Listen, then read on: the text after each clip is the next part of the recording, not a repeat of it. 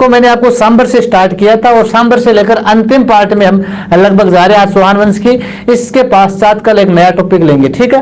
तो कोटा के हाड़ौती जो हाड़ा चौहान उनकी चर्चा करते हैं। देखिए मित्रों, जो कोटा है, ये कोटा पहले किसका भाग था? बूंदी का ही भाग था। कोटा किसका भाग था मित्रों? बूंदी का भाग था कोटा। और मैंने कल चर्चा करके आपको बताया भी था कि बूंदी में जो समर सिंह का पुत्र था, हाँ नेतराम जी गुर्जर, स्वागत है आपका भी। बूंदी से कौन था? जैत सिंह, जो समर सिंह का पुत्र था। और समर सिंह के पुत्र जैत सिंह ने यहां पर कोटिया भील को हराकर, समर सिंह के पुत्र जैत सिंह ने कोटिया भील को हराकर कोटा वाले क्षेत्र पर अपना अधिकार किया था। उसके पश्चात, नमस्कार अर्जुन जी, उसके पश्चात है मित्रों, समर सिंह ने अपने पुत्र जैत सिंह को कोटा का शासन प्रबंध देकर बूंदी की राजधानी बनाई थी कोटा को। और शासन प्रबंध किसे सौंपा था? कल वाली पार्ट में हमने चर्चा की थी, वह शासन सौंपा था अपने पुत्र जैत सिंह को, ठीक है मित्रों। और इसके बाद में देखो मित्रों, कल मैंने आपको बताया था कि 1631 में, कब की घटना है? 1631 में बूंदी का शासक कौन था मित्रों? रतन सिंह। 1631 में बूंदी का शासक कौन था? रतन सिंह। और रतन सिंह का पुत्र यहां पर था माधो सिंह। यानी 1631 में कोटा है, यह कोटा कब अलग हुआ था मित्रों? रतन सिंह के कार्यकाल में। रतन सिंह का पुत्र था कौन? माधो सिंह।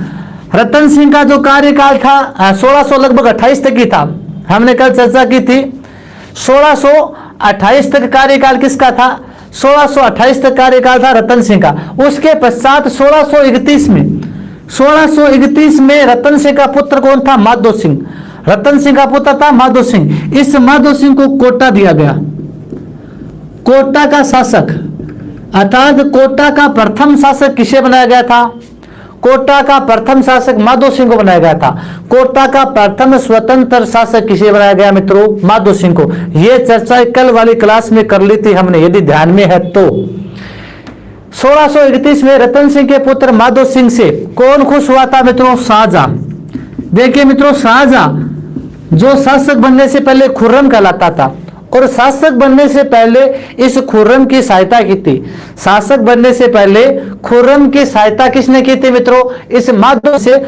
उसके पश्चात ये शासक बनने के पश्चात ये शाहजहां है, ये बूंदी से कोटा को अलग कर देता है। और कोटा बूंदी से अलग कब होता है? 1631 में अलग होता है। और शाहजहां ने इसको है अलग करके कोटा का प्रथम शासक किसे बना दिया मित्रों? कोटा का प्रथम शासक माधो सिंह को बना दिया। और माधो सिंह को शाहजहां ने मित्रों यहाँ पर है 5000 का मनसब भी प्रदान किया था, ठीक है मित्रों। अब जो मित्रों माधो सिंह का जो कार्यकाल है वो 1648 तक रहता है। 1631 से लेकर 1648 तक शासक कौन रहता है यहाँ पर कोटा का? 1631 से 1648 तक मित्रों शासक रहता है माधो सिंह, जिसे शाहजहां ने 5000 का मनसब प्रदान किया था, कोटा का प्रथम शासक नियुक्त किया था। नमस्कार अनिशा जी, ठीक है। अब चले आगे मित्रों। अब देखो मित्रों, शाहजहां के बाद की बात करते हैं। शाहजहां के बाद शासक कौन बना था? सॉरी, शाहजहां के नहीं, माधो सिंह के बाद। माधो सिंह के बाद की बात करते हैं कि माधो सिंह के बाद में है वो कोटा का शासक कौन बना था? माधो सिंह के बाद में कोटा का शासक बना था मुकुंद सिंह। कौन बना था? हाँ, मुकुंद सिंह हाड़ा। माधो सिंह के बाद में कोटा का शासक कौन बना था? मुकुंद सिंह हाड़ा शासक बना था। 1648 से लेकर 58 तक है जो कार्यकाल आता है मुकुंद सिंह हाड़ा का।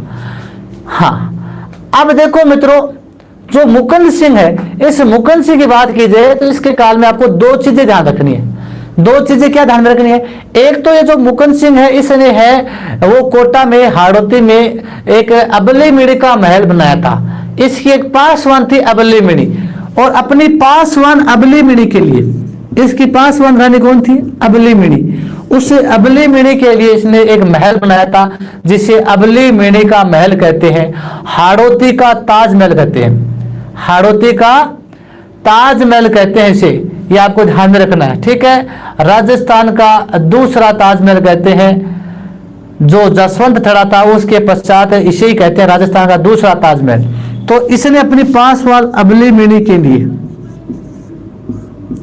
अबली मिनी का महल बनाया था। कोटा में है, कहां पर बनाया था? ये मुकंदरा की पहाड़ियों पर, मुकंदरा की पहाड़ियों पर अबली मिनी का महल बनाया था, जिसे राजस्थान का क्या कहते हैं? दूसरा ताजमहल या हाड़ौती का ताजमहल कहते हैं। हाड़ौती का ताजमहल कहते हैं मित्रों से। ठीक है मित्रों, किसने बनाया था? मुकुंद सिंह हाड़ा ने बनाया था। ठीक है, और इसी ने यहाँ पर मुकंदरा पहाड़ियों पर एक मुकंदरा गढ़ का निर्माण भी इसने करवाया था। अब जो मुकुंद सिंह हाड़ा है, इस मुकुंद सिंह हाड़ा की मृत्यु कैसे हुई? मुकुंद सिंह हाड़ा है, ये शाहजहां की मृत्यु के पश्चात, देखो 1658 में यहाँ पर है मुगल उत्तराधिकार संघर्ष शुरू हो जाता है। शाहजहां की मृत्यु के पश्चात कल हमने चर्चा की थी मित्रों, कल हमने चर्चा की थी। उधर देखो बूंदी से भी 17 साल हाड़ा था, कल हमने पढ़ा था कि वह भी उस युद्ध में मारा गया था, यानी दारा सिकों का पक्ष लेते हुए, जो जिसने सामूगढ़ के युद्ध में वीरगति पाई थी। और कोटा का शासक कौन था? मुकुंद सिंह हाड़ा। ये मुकुंद सिंह हाड़ा मुगल उत्तराधिकार संघर्ष में किसका पक्ष लेता है? दारा सिकों के पक्ष में। मुगल उत्तराधिकार संघर्ष में, मुगल उत्तराधिकार संघर्ष में मुकुंद सिंह हाड़ा किसके पक्ष में लड़ा? दारा सिकों के पक्ष में। औरंगजेब के विरुद्ध दारा सिकों का एक युद्ध हुआ था, धर्मत का युद्ध। कौन सा युद्ध हुआ था मित्रों? धर्मत का युद्ध। एमपी में पड़ता है धर्मत। और मित्रों ये धर्मत का युद्ध कब हुआ था? धर्मत युद्ध हुआ था मित्रों 15 अप्रैल 1658। धर्मत का युद्ध हुआ था, और इस धर्मत के युद्ध में दारा सिकों के पक्ष में लड़ता हुआ मुकुंद सिंह हाड़ा क्या हो गया? सल्ट गया, वीर गति को प्राप्त हुआ। तो मुकुंद सिंह हाड़ा के संदर्भ में आपको 2 चीजें ध्यान में रखनी है। एक तो मुकुंद सिंह हाड़ा ने अबली मिनी का महल बनाया, जिसे हाड़ौती का ताजमहल कहते हैं। हाड़ौती का ताजमहल कहते हैं, राजस्थान का दूसरा ताजमहल कहते हैं। इसके बाद में जो मुकुंद सिंह हाड़ा है मित्रों, इसने दारा सिकों के पक्ष में लड़ते हुए, दारा सिकों के पक्ष में लड़ते हुए औरंगजेब के विरुद्ध धर्मत के युद्ध में 15 अप्रैल 1658 को मित्रों यहाँ पर है वीर गति प्राप्त की थी। देखो मित्रों, मुकुंद सिंह हाड़ा के बाद में है जो शासक बनते हैं, जैसे जगत सिंह है, किशोर सिंह है, वो शासक बनते हैं। उनके काल की कोई आपको ज्यादा यादें नहीं रखनी है। इसके पश्चात जो शासक बनता है, वो शासक बनता है मित्रों राम सिंह प्रथम। देखो मित्रों, हाड़ा शासकों में भी राम सिंह 2 हुए थे, ये राम सिंह प्रथम था। ठीक है, अब जो मित्रों राम सिंह है, इसके काल की बात की जाए, राम सिंह के काल की हम बातें करें तो राम सिंह के काल में राम सिंह ने देखो यहाँ पर औरंगजेब की मृत्यु के पश्चात, औरंगजेब की मृत्यु के पश्चात में मुगल उत्तराधिकार संघर्ष हुआ था। और कल हमने चर्चा की थी, यदि किसी के ध्यान में है तो मैंने आपको बताया था कि जाजाऊ का युद्ध हुआ था आगरा में, और उस जाजाऊ के युद्ध में, जाजाऊ के युद्ध में इस राम सिंह ने किसका पक्ष लिया था? इस राम सिंह ने आजम का पक्ष लिया था, आजम का पक्ष लिया था। सनेहा कुमावत पूछ रहे धर्मत के युद्ध में विजय कौन हुआ था? औरंगजेब विजय हुआ था। ठीक है, हाँ। अब देखिए मित्रों, राम सिंह है, इस राम सिंह प्रथम ने आजम का पक्ष लिया था, और मुअज्जम का पक्ष किसने लिया था? उसने बूंदी का जो बुद्ध सिंह था, बुद्ध सिंह ने मुअज्जम का पक्ष लिया था। मैंने कल बताया था कि उसमें मुअज्जम विजय हुआ था। और ये राम सिंह प्रथम क्या हुआ था मित्रों? वीर गति को प्राप्त हुआ था उस युद्ध में, मैंने बताया था, यदि आपके थोड़ा बहुत ध्यान में है तो। इसका जो कार्यकाल था वो 1696 से 1707 तक इसका कार्यकाल था। और ये मित्रों जाजाऊ के युद्ध में, जाजाऊ मैंने कल बता दिया डिटेल में मित्रों, ये युद्ध जाजाऊ के युद्ध में मुअज्जम के विरुद्ध, मुअज्जम के विरुद्ध आजम का पक्ष लेते हुए, आजम का पक्ष लेते हुए मारा गया। मुअज्जम के विरुद्ध आजम का पक्ष लेते हुए मारा गया। हाँ ठीक है, ये आपको ध्यान रखना है। इसके पश्चात मित्रों इसी राम सिंह के काल में इस राम सिंह ने कोटा में राउठा तालाब बनवाया था। कोटा में राउठा तालाब किसने बनाया था? राम सिंह ने बनाया था। कोटा का जो रामपुरा बाजार है, ये रामपुरा बाजार भी किसने बनवाया था?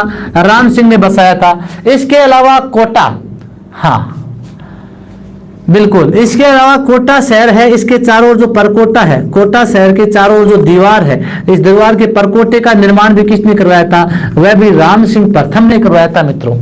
तो ये आपका राम सिंह प्रथम होता है मित्रों, जिसने जाजाऊ के युद्ध में 2 जून 1707 को 2 जून 1707 को जाजाऊ के युद्ध में औरंगजेब के पुत्रों में जो मुगल उत्तराधिकार संघर्ष हुआ था, उस मुगल उत्तराधिकार संघर्ष में जाजाऊ के युद्ध में मोजम के विरुद्ध आजम के पक्ष में लड़ते हुए राम सिंह है वो मारे गए थे। और राम सिंह ने मित्रों रावठा तालाब का, रामपुरा बाजार का और जो कोटा शहर का परकोटा, इसका निर्माण करवाया था। यदि क्लियर हुआ तो आगे बढ़े। मैंने ज्यादा नहीं बताया मित्रों। बूंदी से अलग हुआ था कोटा, बूंदी से अलग हुआ था कोटा। रतन सिंह का पुत्र था माधो सिंह। यह कोटा का प्रथम शासक था, स्वतंत्र शासक था। ठीक है, माधो सिंह जिसने सांझा ने शासक बनाया था काका कोटा का। उसके बाद में मैंने मुकुंद सिंह पढ़ाया है, जिसने अबलीमेने का महल बनाया था और दारा सिखों के पक्ष में लड़ते हुए धर्मत के युद्ध में मारा गया था। इसके बाद में मैंने राम सिंह प्रथम बताया है। यदि इतना क्लियर हो गया तो चले आगे बढ़े। चलिए,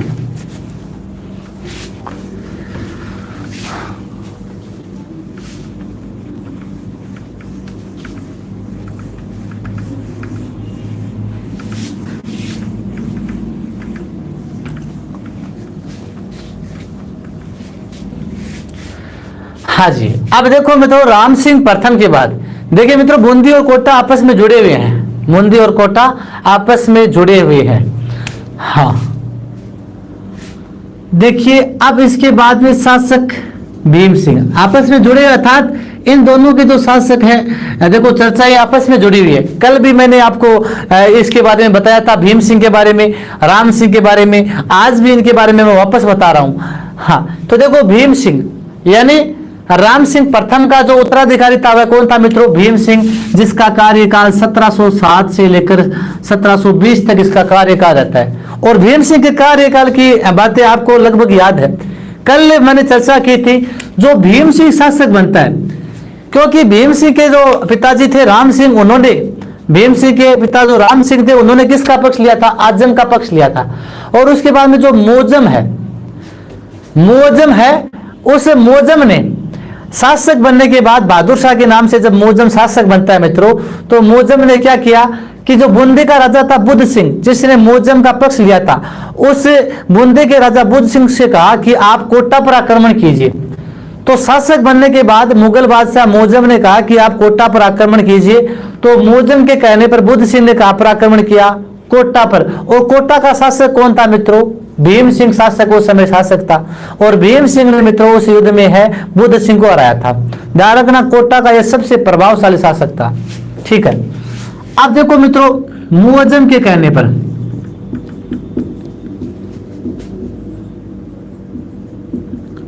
मुअज्जम के कहने पर किसने आक्रमण किया था? बुद्ध सिंह ने।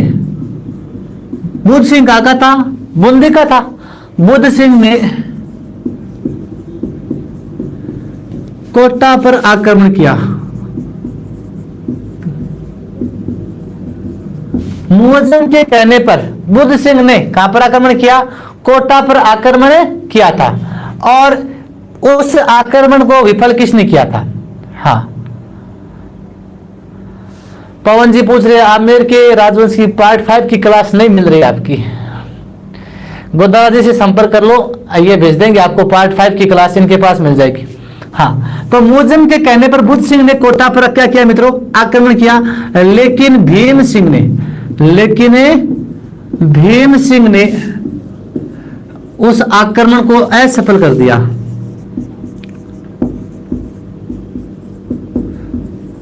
उस आक्रमण को क्या कर दिया? असफल कर दिया। ठीक है, ये बातें कल हो गई थी मित्रों।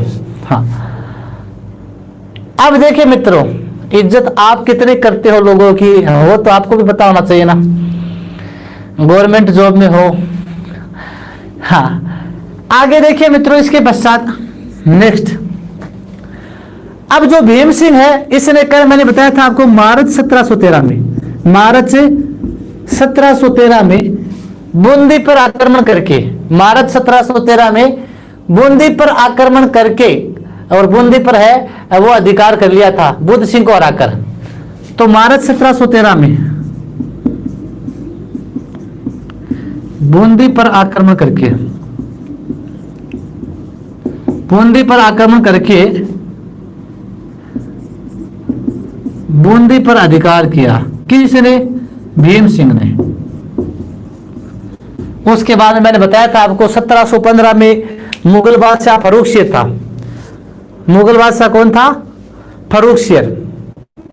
और मुगल बादशाह फर्रुखशियर ने वापस है 1715 में है बूंदी किसे सौंप दी थी?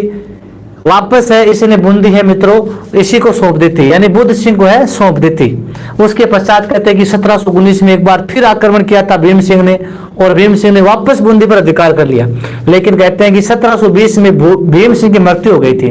1720 में भीम सिंह की मृत्यु हो गई, और भीम सिंह की मृत्यु के पश्चात, भीम सिंह की मृत्यु के पश्चात वापस है वो बूंदी है वो बुद्ध सिंह को सौंप दिया गया था। बुद्ध सिंह की चर्चा हमने कल की थी। ठीक है, अब देखिए मित्रों, ये जो भीम सिंह है, ये भीम सिंह है मित्रों, ये कृष्ण भगत था। ये क्या था मित्रों? भीम सिंह है वो कृष्ण भगत था।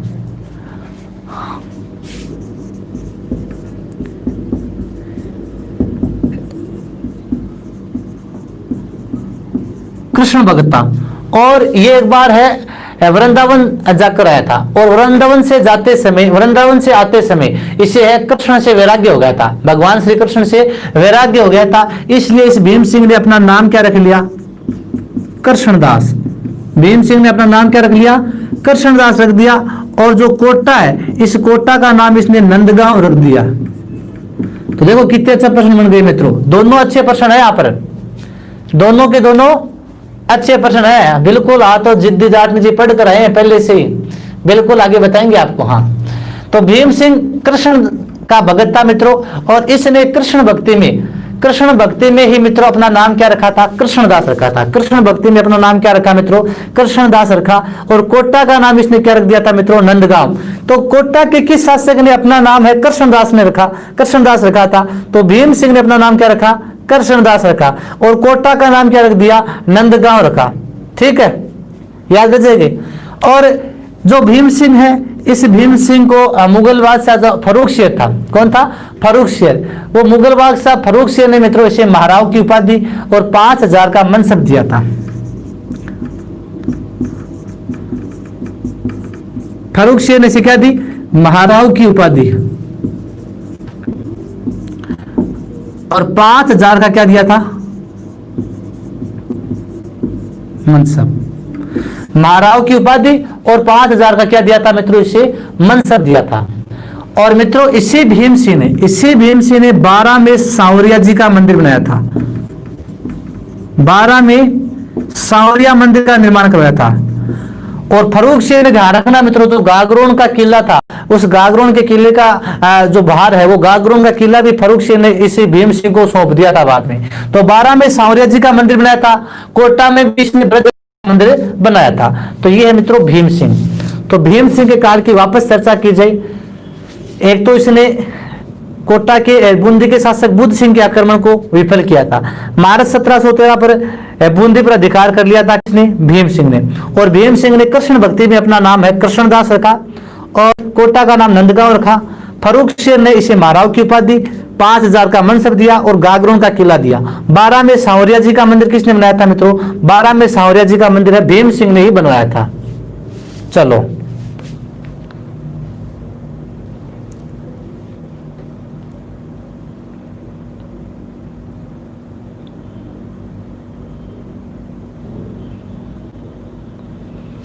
चलिए आगे।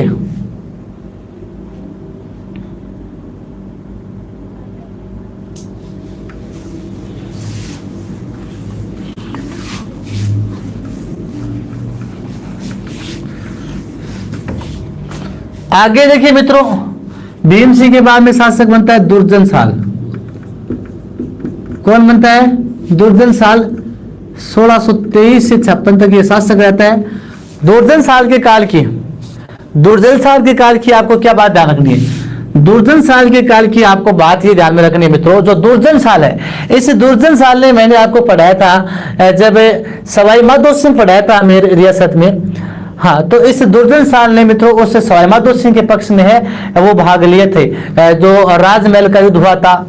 हाँ सॉरी, उसमें इस दुर्जन साल ने भाग नहीं लिया था। सवाई माधो सिंह के पक्ष में तो जो कोटा, जो बूंदी का शासक था, बूंदी का शासक था मित्रों, बूंदी के शासक ने भाग लिया। अच्छा, ये हो गई क्या, डेट गलत हो गई क्या इसमें, 1723 से 56 तक। हाँ 1723 से 56, बिल्कुल 1723 ईस्वी से 56 तक दुर्जन साल का कार्यकाल था। और इसी में बिल्कुल है जो सवाई माधो सिंह है, इस सवाई माधो सिंह के पक्ष में, सवाई माधो सिंह के पक्ष में इसने भाग लिया था। सवाई माधो सिंह के पक्ष में इसने एक तो राजमहल युद्ध, राजमहल युद्ध हमने चर्चा कर ली थी आमेर रियासत में, और एक बताया था मैंने आपको बगरू युद्ध। कौन सा, बगरू युद्ध, राजमहल युद्ध और बगरू युद्ध। हाँ, राजमहल और युद्ध और बगरू युद्ध दोनों कब हुए थे, 1747 में हुआ था और ये 1748 में हुआ था। ये मैंने आपको बता दिया जब आमेर रियासत पढ़ाई थी, कोई बात नहीं, हो गया गलती से। 1723 से 56 तक इसका कार्यकाल था। और आमेर के जो शासक थे सवाई माधो सिंह, उनका अपने भाई ईश्वर सिंह के साथ युद्ध हो रहा था। तो ईश्वर सिंह के साथ जो युद्ध हो रहे थे, उन युद्धों में कोटा की तरफ से भाग किसने लिया था, दुर्जन साल ने। और दुर्जन साल ने किस में भाग लिया था, राजमहल और बगरू के युद्ध में। क्यों भाग लिया था, क्योंकि मैंने आपको बताया था उस समय कि दुर्जन साल ने यह शर्त रखी थी सवाई माधो सिंह से कि यदि आप जीत गए तो आप मुझे कुछ जो परगने हैं, जैसे नेनवा है, समधी है, करवार है, ये जो परगने हैं, ये परगने आप मुझे दोगे। तो सवाई माधो सिंह ने कहा ठीक है, जैसे मैं शासक बन जाऊंगा तो आपको नेनवा, करवार, समधी, ये परगने आपको सौंप दूंगा। उसके पश्चात राजमहल के युद्ध में तो सवाई माधो सिंह हार गए थे, लेकिन बगरू के युद्ध में जब सवाई माधो सिंह जीते तो इन्हें ये जो ठिकाने थे वो प्रदान किए गए थे। अब देखो दुर्जन साल के समय है, हाँ, दुर्जन साल के बाद में जो शासक बनता है मैं तो वो बनता है शत्रु साल।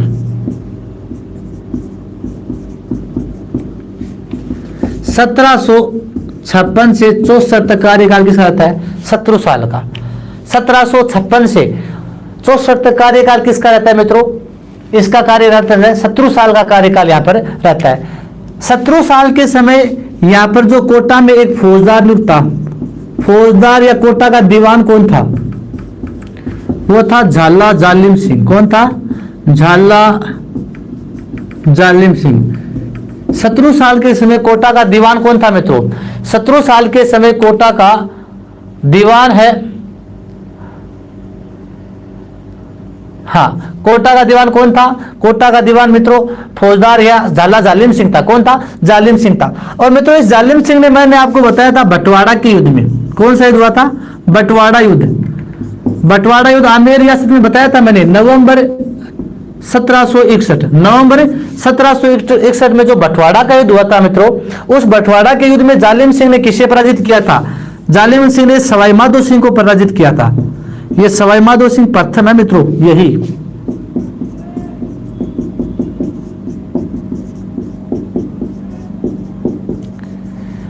बंटवारा के युद्ध में शत्रु साल का प्रतिनिधित्व करते हुए, बंटवारा के युद्ध में शत्रु साल का प्रतिनिधित्व करते हुए उसके दीवान झाला जालिम सिंह ने, झाला जालिम सिंह ने किसे हराया, जयपुर के सवाई माधो सिंह प्रथम को हराया था। बंटवारा पड़ता है 12 में, ठीक है मित्रों।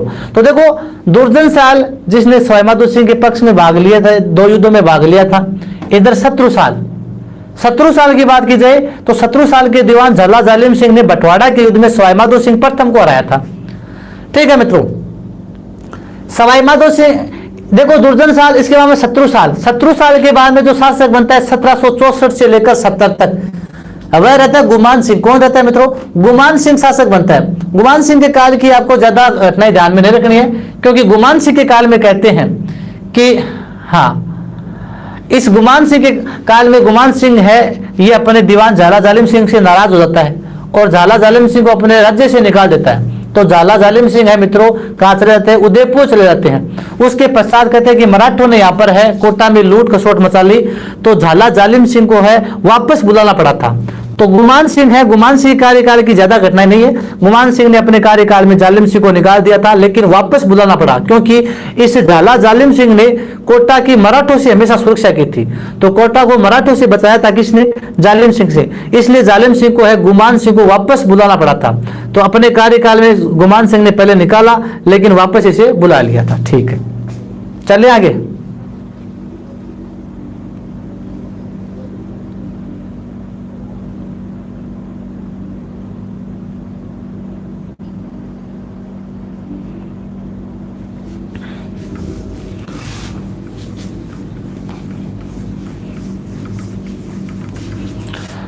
अब देखिए मित्रों, इसके बाद में शासक बनता है राम सिंह सेकंड।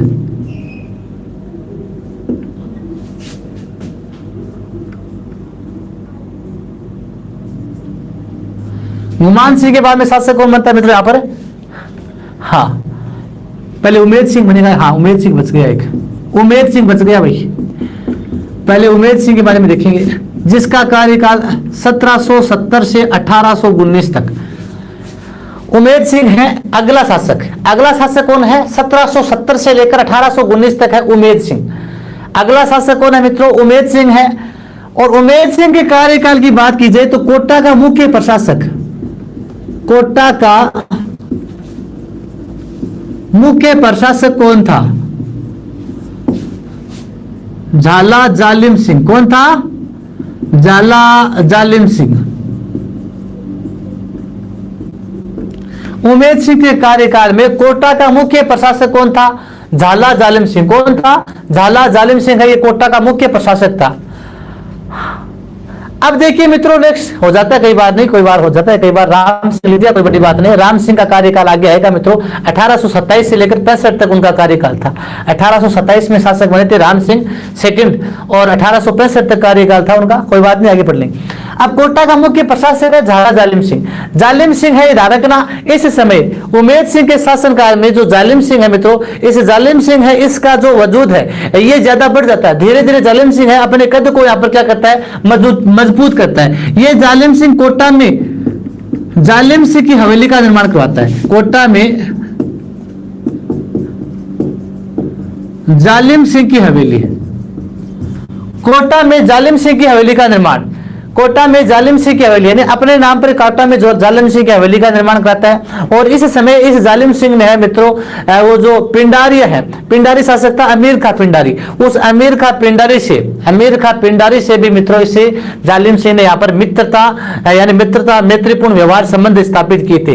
इस प्रकार कहते हैं कि इस जालिम सिंह ने मित्रों है कोटा की हमेशा है वो सुरक्षा की थी मराठा और पिंडारियों से, मराठा और पिंडारियों से हमेशा है वो सुरक्षा की थी। किसने? जालिम सिंह ने। अब मित्रों इस जालिम सिंह ने उमेद सिंह के काल में है देखो 26 दिसंबर 1817 को अंग्रेजों से संधि कर ली थी।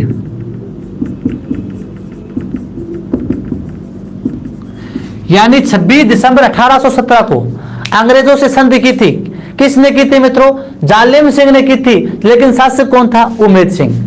हाँ, शासक कौन था? उमेद सिंह यहाँ पर शासक था मित्रों। जालिम सिंह ने है संधि पर साइन किए थे।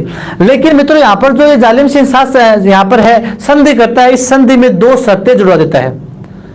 2 शर्तें हैं वो जुड़वा देता है। कौन? जालिम सिंह। जालिम सिंह गुप्त रूप से ये शर्तें मित्रों मार्च 1818 में 2 गुप्त शर्तें जुड़वा देता है।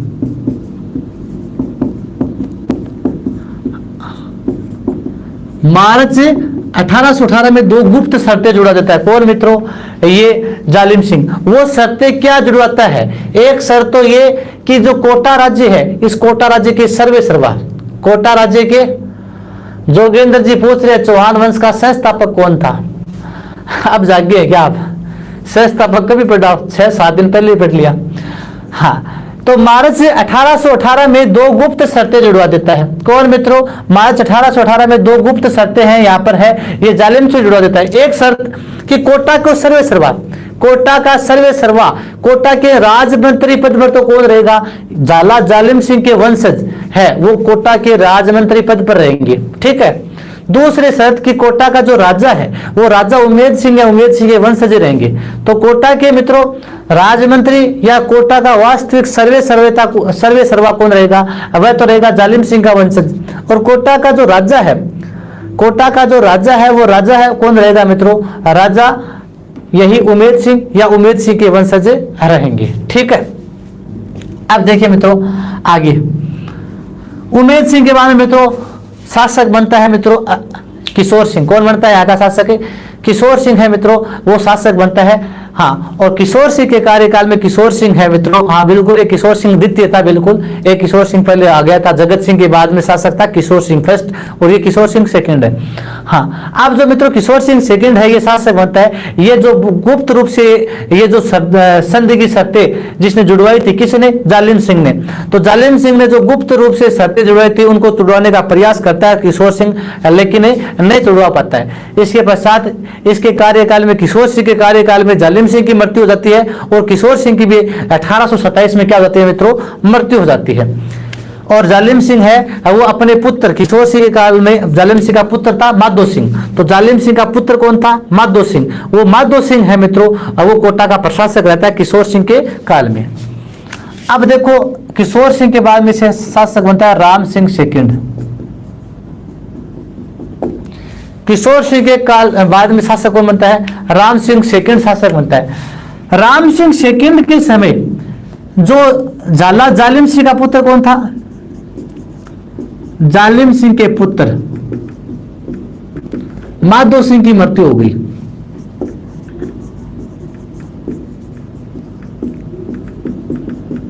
यानी कोटा में जो राजमंत्री पद था, प्रशासक का पद था, वह किसके पास था, जालिम सिंह या जालिम सिंह के वंशजों के पास था। तो जालिम सिंह के पुत्र थे माधो सिंह, उनकी भी मृत्यु हो गई किसके काल में, राम सिंह के काल में। अब मित्रों जो माधो सिंह है, इस माधो सिंह का पुत्र झाला मदन सिंह, कौन है, झाला मदन सिंह। यह झाला मदन सिंह क्या बनता है मित्रों, कोटा का प्रशासक। झाला मदन सिंह क्या बनता है मित्रों, कोटा का प्रशासक बनता है। झाला मदन सिंह है मित्रों कोटा का प्रशासक बनता है किसके काल में, इसी राम सिंह के काल में। लेकिन इस राम सिंह और मदन सिंह की, राम सिंह और मदन सिंह की आपस में क्या है, अनबन रहती थी, आपस में इन दोनों की बनती नहीं थी। इसलिए यहाँ पर मित्रों जो अंग्रेज थे, उन अंग्रेजों ने क्या किया कि अंग्रेजों ने इस झाला मदन सिंह को है कोटा राज्य से अलग करके एक राज्य दे दिया, वह झालावाड़। झाला मदन सिंह को कौन सा राज्य दे दिया मित्रों, झालावाड़ राज्य है वो किसे सौंप दिया, झाला मदन सिंह को। हाँ, झालावाड़ राज्य किसे सौंप दिया, झाला मदन सिंह को सौंप दिया गया था। ठीक है, देखो मित्रों झालावाड़ है वो कोटा से अलग हुआ था, कब हुआ था, 1838 में। इसका कार्यकाल 1827 से 65 तक, 1827 से 65 तक इसका कार्यकाल था। ठीक है, हाँ, सरदार सल्टीम धांसू मांगरोल का युद्ध की बात की जाए तो मांगरोल का युद्ध है मित्रों वो किशोर सिंह और उस जालिम सिंह के मध्य हुआ था, जिसमें जालिम सिंह विजय हुआ था। ठीक है, हाँ 1821 में हुआ था वो युद्ध। तो झालावाड़ राज्य मित्रों 1838 में, झालावाड़ राज्य 1838 में बना और अंग्रेजों द्वारा निर्मित अंतिम रियासत, अंग्रेजों द्वारा निर्मित ये अंतिम रियासत थी झालावाड़। और झालावाड़ किससे अलग किया गया, कोटा से अलग किया गया। झालावाड़ है कोटा से अलग करके, कोटा से अलग करके झालावाड़ रियासत की स्थापना किसने की, अंग्रेजों ने की। और झालावाड़ का प्रथम शासक किससे बनाया मित्रों, झाला मदन सिंह को। झाला मदन सिंह को है झालावाड़ का प्रथम शासक बना दिया, जो है कोटा का प्रशासक था पहले। ठीक है, इसके बाद में देखिए मित्रों राम सिंह के काल की बात की जाए तो 1857 की क्रांति के समय,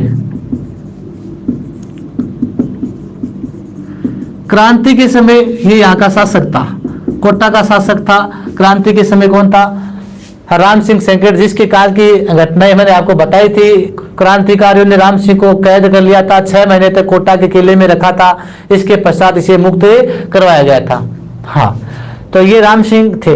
इसके पश्चात देखिए मित्रों क्रांति के बाद बात की जाए एकीकरण की, कि राजस्थान का जो एकीकरण हुआ था, राजस्थान के एकीकरण के समय, राजस्थान के एकीकरण के समय कोटा का शासक कौन था, एकीकरण के समय कोटा का शासक था भीम सिंह। तो एक भीम सिंह पहले भी आ गया था, ये भीम सिंह सेकंड। भीम सिंह सेकंड है वो कोटा का शासक था मित्रों। हाँ, मांगरोल युद्ध 1787 में नहीं 1881 में हुआ था भाई। मांगरोल का युद्ध है किशोर सिंह और झाला जालिम सिंह के मध्य 1821 ईस्वी में हुआ था। किशोर सिंह और झाला जालिम सिंह के मध्य हुआ था 1821 में, और उस युद्ध में झाला जालिम सिंह की है विजय हुई थी। ध्यान रखना, कर्नल जेम्स टोड ने भी झाला जालिम सिंह का साथ दिया था उस युद्ध में, ठीक है। हाँ, 12 में पड़ता है मांगरोल। एकीकरण के समय मित्रों कोटा का शासक कौन था? हाँ बिल्कुल, दिनेश कुमार जी, 1821 यही है ना। एकीकरण के समय मित्रों यहाँ का शासक कौन था? एकीकरण के समय है यहाँ का शासक भीम सिंह था। कोटा का है वो शासक कौन था मित्रों? एकीकरण के समय भीम सिंह है वो कोटा का शासक था। भीम सिंह है कोटा का शासक था, जिसने एकीकरण के दूसरे चरण में, और एकीकरण का दूसरा चरण हुआ था 25 मार्च 1948 को, जिसे पूर्व राजस्थान संघ कहते हैं। उस पूर्व राजस्थान संघ में मित्रों इसने अपनी जो रियासत थी उसका विलय कर दिया था, अपनी रियासत का विलय कर दिया था, और उसके पश्चात ये राजस्थान में विलय हो गई थी। तो अंतिम शासक है ये भीम सिंह था मित्रों कोटा का, जिसे एकीकरण के समय है यहाँ पर क्या बनाया गया था मित्रों? एकीकरण के समय राज प्रमुख का पद भी दिया गया था। क्या दिया गया था? इसे राज प्रमुख बनाया गया था, और बाद में इसे 2 बार उप राज प्रमुख भी बनाया गया था। तो नेक्स्ट टॉपिक कल हम लेंगे राजस्थान का एकीकरण, उसमें आपके क्लियर हो जाएगा ये, ठीक है। तो एक बार वापस देखिए मित्रों, उमेद सिंह के समय कोटा का प्रशासक झाला जालिम सिंह था। उसने जालिम सिंह की हवेली का निर्माण करवाया था, अमीर खां के साथ अच्छे संबंध बनाए थे। 26 दिसंबर 1817 को अंग्रेजों से इसने क्या कर ली थी मित्रों? अंग्रेजों से इसने संधि कर ली थी, और शासक उमेद सिंह था। और मार्च 1818 में 2 गुप्त शर्तें जुड़वा दी कि एक तो कोटा के मुख्य सर्वा राजमंत्री तो कौन रहेंगे?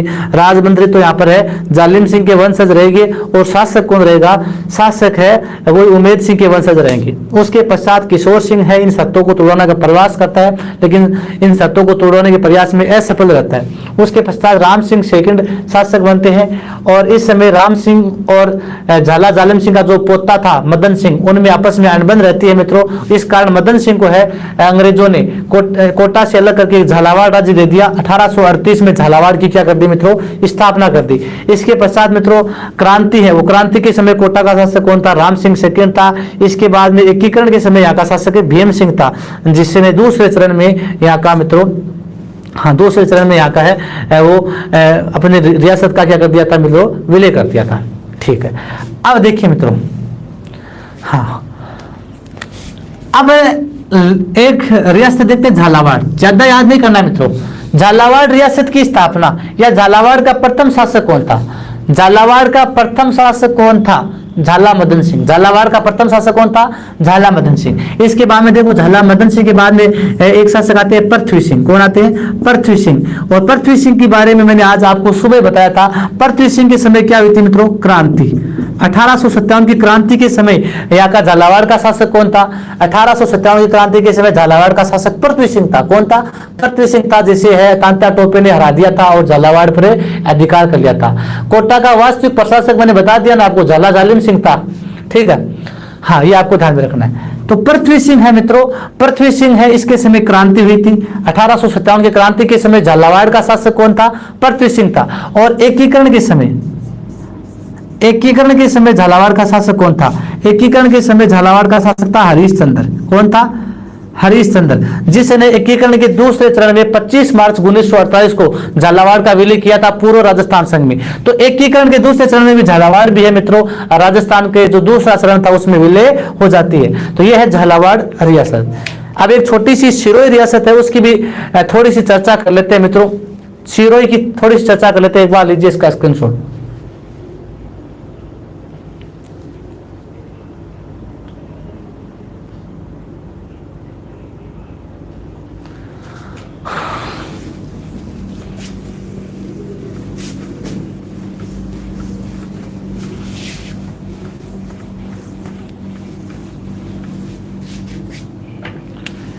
सिरोही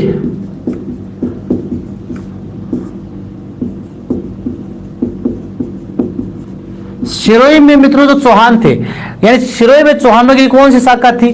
देवड़ा शाखा। कौन सी थी? देवड़ा शाखा। शिरोई में चौहानों की कौन सी शाखा थी मित्रों? देवड़ा शाखा है, ये देवड़ा शाखा थी। और देवड़ा शाखा के चौहानों का यहां पर संस्थापक कौन था? संस्थापक कौन था मित्रों? यहां पर मैंने आपको बताया था लुम्बा। कौन था? लुम्बा देवड़ा या लुम्बा चौहान। ये लुम्बा चौहान है जिसने 1311 ईस्वी के आसपास, 1311 ईस्वी के आसपास शिरोई में देवड़ा शाखा थी चौहानों की, जिसका संस्थापक लुम्बा चौहान था। इस लुम्बा चौहान ने मित्रों परमारों को पराजित किया था। परमारों को पराजित करके शिरोई में देवड़ा शाखा की स्थापना किसने की थी? लुम्बा चौहान ने की थी। 1311 ईस्वी में इसने ये स्थापना की थी। ठीक है मित्रों। हाँ, अब देखिए मित्रों, लुम्बा के बाद में जो शासक आते हैं, इसमें एक शासक आता है मित्रों लुम्बा के बाद में शिवभान। इस शिवभान ने मित्रों है यहां पर शिवपुर नगर की स्थापना की। शिवपुर नगर की स्थापना ये की मित्रों सरनवा की पहाड़ियों में। सरनवा की पहाड़ियों में 1405 में शिवपुर नगर की स्थापना किसने की थी? शिवपुर नगर की स्थापना है वो किसने की थी मित्रों? शिवभान ने। शिवभान ने 1405 में की थी। जबकि जो वर्तमान शिरोई है मित्रों, वर्तमान में शिरोई है, इस शिरोई की स्थापना किसने की? इस शिरोई की स्थापना 1425 में। कब हुई? 1425 में। इस शिवभान का पुत्र था। शिवभान का पुत्र कौन था? सहासमल।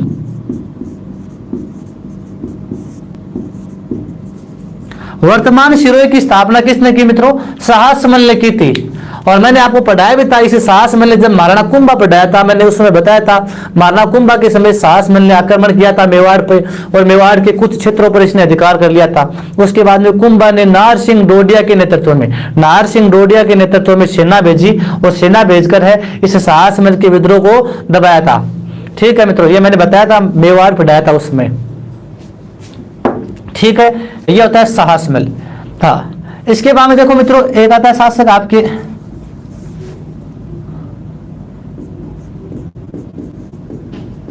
जगमाल देवड़ा। इसके बारे में मैंने बताया था आपको मित्रों, जो जगमाल देवड़ा है, ये जगमाल देवड़ा है, इसने पृथ्वीराज सिसोदिया की हत्या करती है। हालांकि देखो इस सहासमल के बाद में भी लाखा देवड़ा आता है। लाखा देवड़ा शासक बनता है, जिसके काल में कोई मुख्य घटना नहीं थी। लाखा देवड़ा के बाद में आता है जगमाल देवड़ा। और जगमाल देवड़ा है मित्रों, इस जगमाल देवड़ा ने एक तो पृथ्वीराज सिसोदिया की हत्या की थी।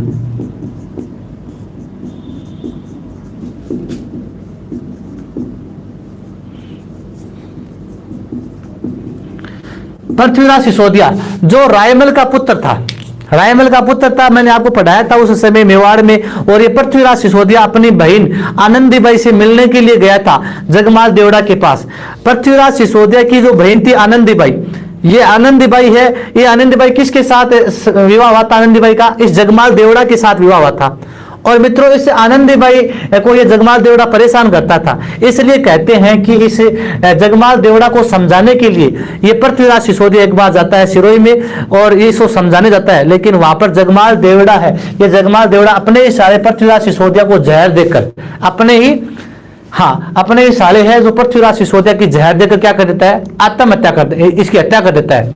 अपने ही साले पृथ्वीराज सिसोदिया को जहर देकर मार देता है। कौन मित्रों? ये जगमाल देवड़ा। और कहते हैं कि जगमाल देवड़ा ने महाराणा रायमल की भी सहायता की थी। रायमल उस समय बहलोल लोधी के आक्रमण के समय है सहायता की थी। इसके बाद में आता है अक्खीराज देवड़ा।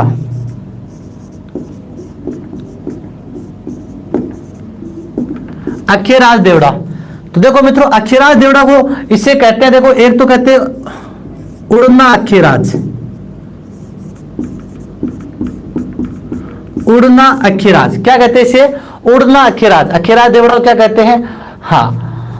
उड़ना अक्खीराज। जिस प्रकार पृथ्वीराज सिसोदिया को उड़ना राजकुमार कहते हैं, उसी प्रकार इसे क्या कहते हैं? उड़ना अक्खीराज। इसके अलावा अक्खीराज देवड़ा ने मित्रों खानवा युद्ध में भाग लिया था।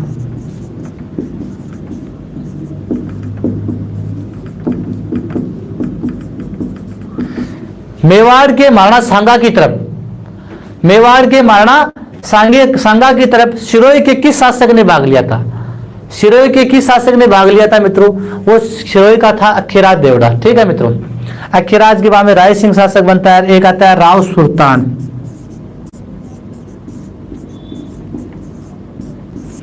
इस राव सुल्तान को हम जब बीकानेर रियासत पढ़ेंगे, उस बीकानेर रियासत पढ़ेंगे उस समय मैं आपको राव सुल्तान के बारे में पढ़ाऊंगा कि अकबर ने 1573 में इस राव सुल्तान के विद्रोह को दबाने के लिए राय सिंह को भेजा था। राय सिंह को अकबर ने भेजा था। राय सिंह कौन था? बीकानेर का शासक था। बीकानेर के राय सिंह को अकबर ने भेजा राव सुल्तान के विद्रोह को दबाने के लिए, और इसे राय सिंह ने राव सुल्तान को हराकर इसे सिरोही का आधा जो भाग था वह सिरोही का आधा भाग छीन लिया।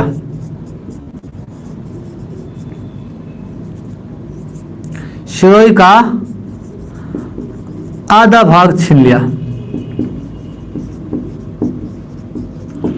और ये आधा भाग अकबर ने किसा दिया था? ये आधा भाग है अकबर ने महाराणा प्रताप के भाई जगमाल को दिया। अकबर ने किसे दे दिया? महाराणा प्रताप का भाई जगमाल जो अकबर की शरण में आया था ना, उस जगमाल को दे दिया था। और उसके पश्चात जगमाल और इस राव सुल्तान के मध्य एक युद्ध होता है, दत्तानी का युद्ध। कौन सा होता है?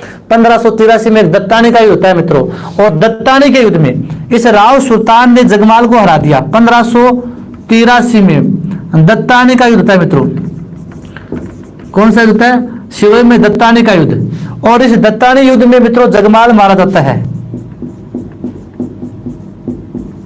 जगमाल है दत्तानी के युद्ध में मित्रों मारा जाता है। और यहां पर है राव सुल्तान का वापस सिरोही पर क्या हो जाता है मित्रों? अधिकार हो जाता है।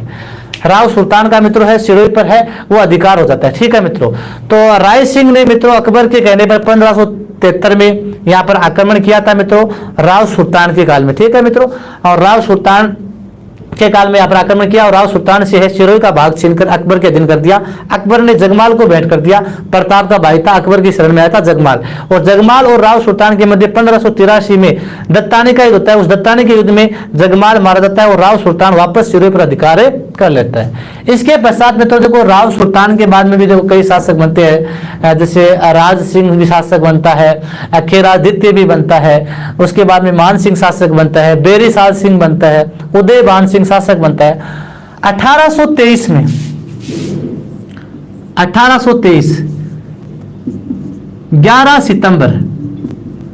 सितंबर 1823 को सिरोही का शासक था शिव सिंह। कौन था? शिव सिंह। सिरोही का शासक कौन था मित्रों? शिव सिंह। इस शिव सिंह ने अंग्रेजों से क्या कर ली? संधि। और मैंने आपको बताया था क्रांति के समय राजस्थान में अंग्रेजों के साथ, बिल्कुल प्रताप का भाई था जगमाल, राजस्थान में अंग्रेजों के साथ संधि करने वाली अंतिम रियासत कौन थी? राजस्थान में अंग्रेजों के साथ संधि करने वाली अंतिम रियासत कौन सी थी? वो सिरोही थी। और सिरोही का शासक था शिव सिंह। उस शिव सिंह ने सबसे अंत में 11 सितंबर 1823 में अंग्रेजों के साथ संधि की थी। और ध्यान रखना क्रांति के समय भी शासक शिव सिंह था। इसके बाद में मित्रों जो एकीकरण होता है, एकीकरण के समय यहाँ का शासक कौन था? अभय सिंह। कौन था?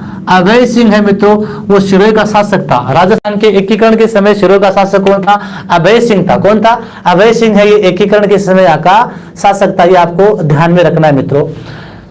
तो एकीकरण के समय इस सिरोही रियासत का मित्रों दो चरणों में है विलय होता है, जिसकी चर्चा हम कल भी करेंगे। छठे और सातवें चरण में सिरोही का है, 2 चरणों में विलय होता है। तो इसी प्रकार मित्रों जो सिरोही राज्य का इतिहास है इसको एक बार आप मोटा मोटी समझ सकते हैं।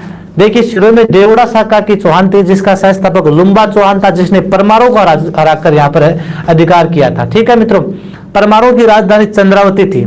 परमारों की राजधानी क्या थी मित्रों? चंद्रावती थी। ठीक है, इसके बाद में यहाँ पर मित्रों इसी के अमल से शिवभान ने शिवपुर नगर की स्थापना की और सिरोही की स्थापना साहस मिलने की 1425 में। जगमाल देवड़ा ने मित्रों पृथ्वीराज सिसोदिया की हत्या की थी। इसके बाद में अखीराज देवड़ा है, जिसे उड़ना अखीराज कहते हैं, और खानवा युद्ध में भाग लिया था। खानवा युद्ध में भाग किसने लिया था मित्रों? इसी अखीराज देवड़ा ने भाग लिया था। इसके बाद में मित्रों राव सुल्तान के समय अकबर के कहने पर राय सिंह जो बीकानेर का शासक था उसने आक्रमण किया और सिरोही पर अधिकार कर लिया, और सिरोही का जो आधा भाग है वो जगमाल जो महाराणा प्रताप का भाई था उसे सौंप दिया गया। लेकिन बाद में जगमाल को हराकर राव सुल्तान वापस अधिकार कर लेता है। 1583 में दत्तानी के युद्ध में जगमाल मारा जाता है। ठीक है, राव सुल्तान के बाद में कई शासक बनते हैं और अंत में जो शिव सिंह शासक बनता है 1823 में, यह मित्रों अंग्रेजों से क्या कर लेता है मित्रों, सहायक संधि कर लेता है। ठीक है मित्रों, तो जो इसके बाद में एकीकरण के समय शासक था अभय सिंह, इसके समय 2 चरणों में है, इसका विलय हो जाता है सिरोही का राजस्थान में। इसी के साथ मित्रों ये सिरोही रियासत है ये भी आपकी क्या होती है, कंप्लीट। और जो हमने एक आपको मैंने वृक्ष बताकर स्टार्टिंग में एक वृक्ष बनाकर दिया था, उस वृक्ष में देखो सांबर से स्टार्ट हुए थे हम, सांबर के चौहान पडली, उसके बाद में हम गए अजमेर, अजमेर के पढ़े, अजमेर के बाद में हम कहाँ गए मित्रों, रणथंभौर गए, फिर वापस इधर आए नाडोल, नाडोल से जालोर, जालोर से गए हाड़ौती, और हाड़ौती से इधर आ गए हम सिरोही की तरफ।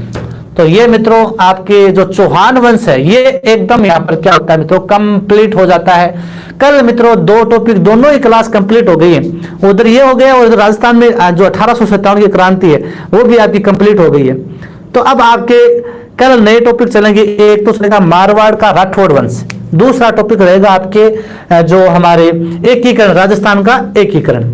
तो ये आप के कल के 2 टॉपिक रहेंगे।